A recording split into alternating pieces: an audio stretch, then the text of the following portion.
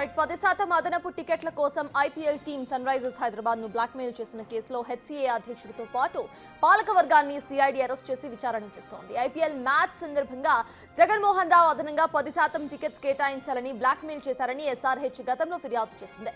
CM Revanth Reddy ఆదేశాలతో vigilance అధికారులు విచారణ జరిపి ప్రభుత్వానికి నివేదికను అందించారు. ఇక ఆర్థిక అక్రమాలు, చీటింగ్, డాక్యుమెంట్స్ ఫోర్జరీ, బ్లాక్మెయిలింగ్, బెదిరింపులకు సంబంధించి కీలక ఆధారాలను సేకరించిన విజిలెన్స్ ఇప్పుడు విచారణను చేపట్టింది. సిఐడి ఎస్పీ శ్రీనివాస్ 5గురిని అరెస్ట్ చేశారు.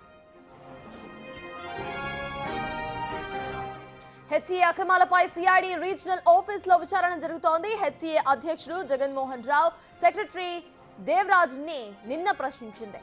గత సీజన్లో ఎస్ఆర్హెచ్, హెచ్సీఏ మధ్య టికెట్ల వివాదం తలెత్తింది. టికెట్స్ కేటాయించలేదని కార్పొరేట్ బాక్స్ కు తాళం వేసింది హెచ్సీఏ.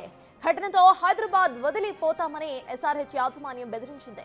ఇక ఘటనపై విజిలెన్స్ ఎంక్వైరీకి ప్రభుత్వం ఆదేశించింది. దీంతో హెచ్సీఏ ప్రెసిడెంట్ ఎస్ఆర్హెచ్ ఫ్రాంచైజ్ పై ఒత్తిడి తీసుకుని వచ్చినట్టుగా విజిలెన్స్ అధికారులు ఒక నిర్ధారణకు వచ్చారు. 10% టికెట్స్ ను హెచ్సీఏకు ఎస్ఆర్హెచ్ ఫ్రీగా ఇస్తుంది. అయితే మరో 10% టికెట్లు కూడా కావాలని ఒత్తిడి చేశారని జగన్మోహన్ రావు ఒత్తిడి చేసినట్టుగా తెలుస్తోంది. లేదంటే ఓపెన్ మార్కెట్లో కొనుగోలు చేసుకునేందుకు అవకాశం ఇవ్వాలని డిమాండ్ చేశారు. అంతేకాదు తనకు వ్యక్తిగతంగా 10% టికెట్స్ కూడా కావాలని డిమాండ్ చేశారు.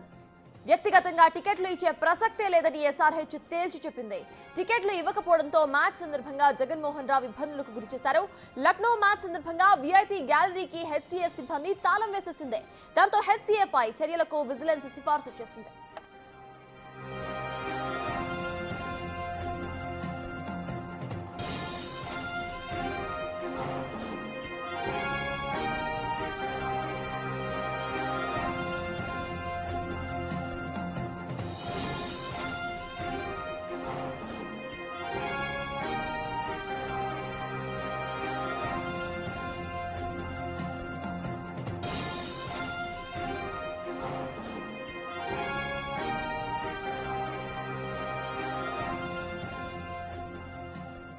గత ఐపీఎల్ సీజన్ లో హెచ్సీఏ మీద నమోదైన కేసుకు సంబంధించిన పూర్తి అప్డేట్స్ మా ప్రతినిధి సురేష్ అందిస్తారు.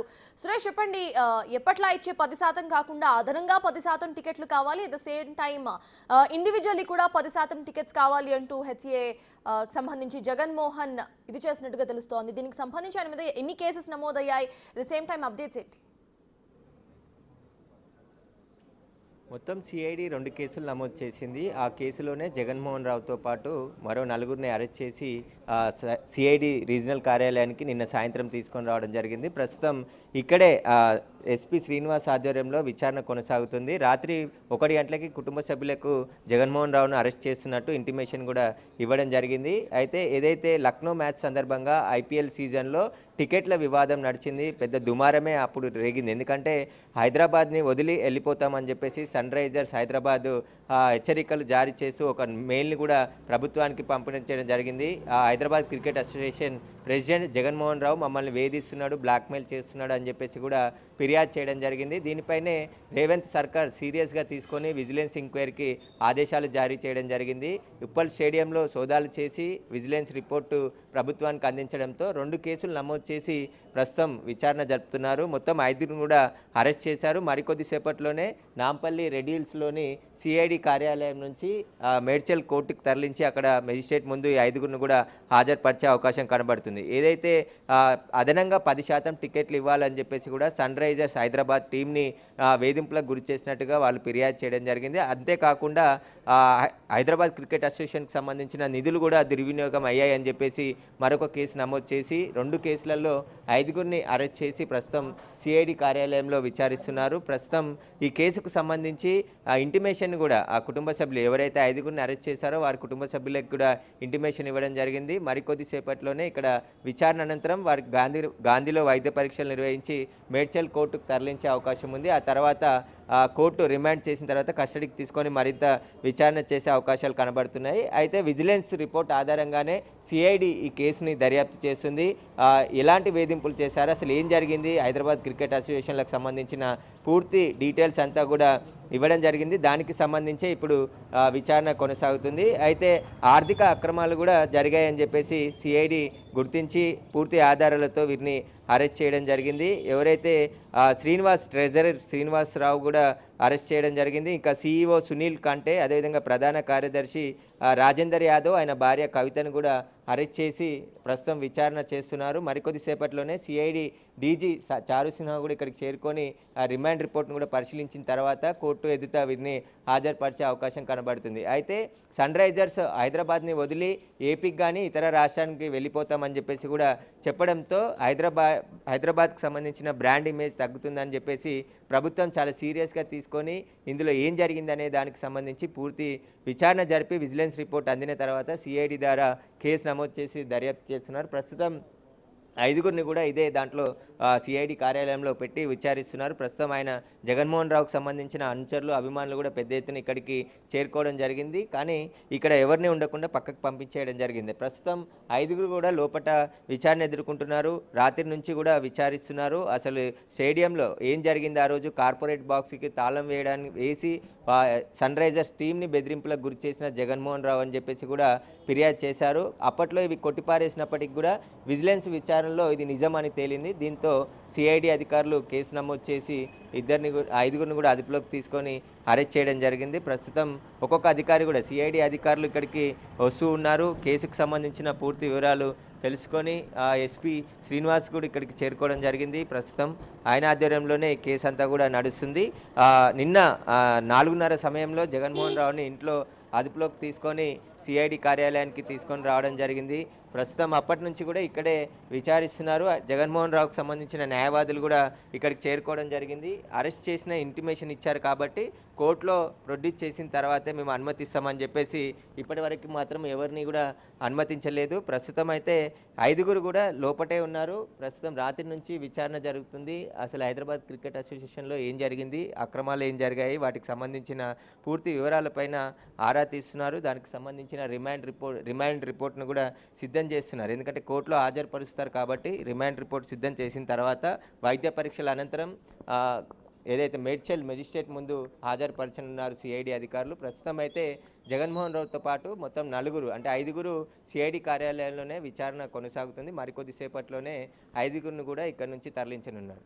అయితే సురేష్, ఇక హెచ్సిఏలో పనిచేస్తున్న ఉద్యోగులు కానివ్వండి, లేకపోతే హెచ్సిఏలో ఉన్న ప్రతి ఒక్కరి మీద కూడా ఒక క్లోజ్ లుక్ పెట్టే అవకాశం ఉంది అనుకోవాలా? ప్రతి ఒక్కరి మీద కూడా ఒక ఇన్వెస్టిగేషన్ జారీ అయ్యే అవకాశం ఉంది అనుకోవాలా? అట్ ద సేమ్ టైం ఫ్యూచర్లో మళ్ళీ ఇటువంటి సిచ్యువేషన్స్ జరగకుండా ఎటువంటి రూల్స్ని పటిష్టం చేసే అవకాశం ఉందనుకోవాలి?